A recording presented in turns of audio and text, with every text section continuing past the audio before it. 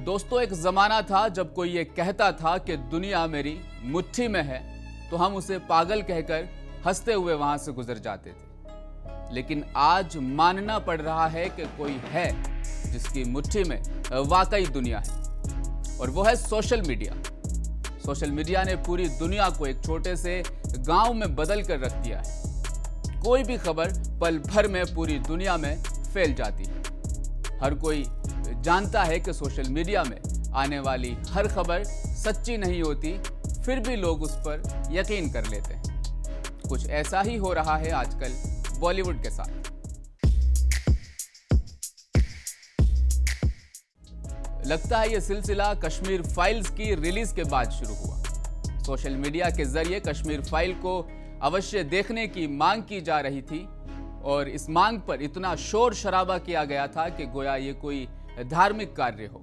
और जब लोगों ने कश्मीर फाइल्स को देखने के बाद उसे एक फिक्शन कहा तो समर्थकों को गुस्सा आया और उन्होंने इसका ये हल निकाला कि बॉलीवुड को बाइकआउट करें और इसका शोर बुलंद करना शुरू कर दिया। एक खास बात यहाँ नोट करने की यह है कि पूरी बॉलीवुड का बाइकआउट नहीं, कुछ खास हीरोज का ही बाइकआउट करने की मांग की जाने लगी है। आखिर क्यों?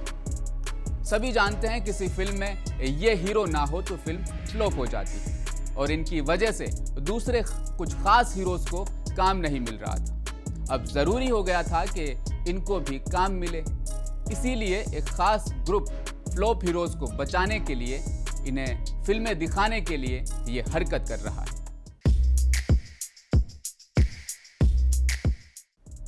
फिल्मों का बाइकआउट होना कोई नई बात नहीं है। इससे पहले भी ऐसा होता रहा है, मगर उसकी वजह होती थी किसी की बेइज्जती या किसी के धर्म के खिलाफ कोई सीट। हम बात करेंगे आमिर खान की फिल्म लाल सिंह चड्ढा की।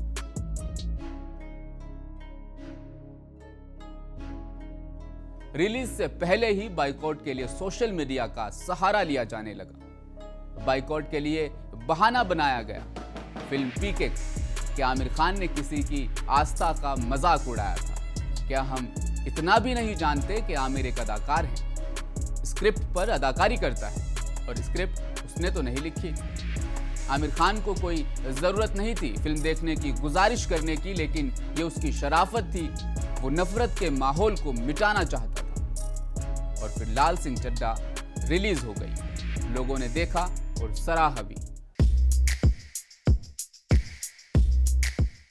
उद्वैत चंदन की हिदायत में बनने वाली आमिर खान की फिल्म लाल सिंह चड्ढा 11 अगस्त 2022 को रिलीज हो चुकी है। यह फिल्म हॉलीवुड के विंस्टन ग्रुप की फिल्म फॉरेस्ट गंप का एक ऑफिशियल रीमेक है, और इसका बजट 180 करोड़ है। 4 साल के वक्फे के बाद आमिर की फिल्म रिलीज हुई। आमिर की अदाकारी की हर फिल्म ने हिंदुस्तान के अलावा बैरून मुल्क में भी रिकॉर्ड तोड़े हैं। इस फिल्म से भी यही उम्मीद थी, मगर रिलीज से पहले ही बाइकआउट की साजिश होने लगी। इस साजिश का बुरा असर फिल्म के कलेक्शन पर पड़ा, लेकिन इसका मतलब ये नहीं कि फिल्म का तमाम यूनिट कंगाल हो गया हो। ये फिल्म दुनिया भर के बॉक्स ऑफिस पर रिकॉर्ड तोड़ साबित हुई। लाल सिंह चड्ढा बैनुल अक़वामी मंडी में सबसे ज्यादा कमाई करने वाली हिंदी फिल्म बन चुकी है।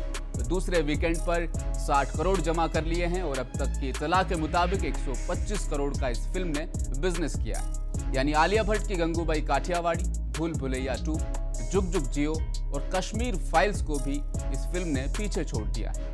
हालांकि इस फिल्म को टैक्स फ्री कर दिया गया था। यह फिल्म अभी चाइना में रिलीज होना बाकी है। आपको एक दिलचस्प बात बता दें, आमिर की फिल्म का सबसे बड़ा मार्केट चाइना है। यहाँ दंगल ने 1300 करोड़ का बिजनेस किया था। चाइना में लाल सिंह चड्ढा अगले महीने रिलीज होने जा रही है।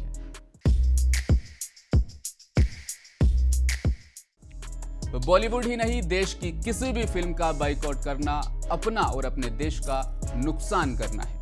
ये फिल्में हर साल करोड़ों का इनकम टैक्स सरकार को देती है। 2015 की बात करें तो सलमान खान ने 800 करोड़ कमाए और 20 करोड़ टैक्स दिया। अक्षय कुमार ने 16 करोड़, शाहरुख खान ने 14 करोड़ और रणवीर कपूर ने 15 करोड़, तो अमिताभ ने 8 करोड़ टैक्स अदा किया। कोई भी आसानी से अंदाजा लगा सकता है ये फिल्म इंडस्ट्री हमें मनोरंजन के अलावा देश की कितनी मदद कर रही है। क्या इनका बाइकआउट करना नादानी नहीं होगी? हैरत होती है इस बात पर कि कुछ लोगों की इस गलत हरकत पर कहीं से भी कोई टिप्पणी नहीं हुई। किसी को आगे जाकर समझाना चाहिए था कि यह सही नहीं है।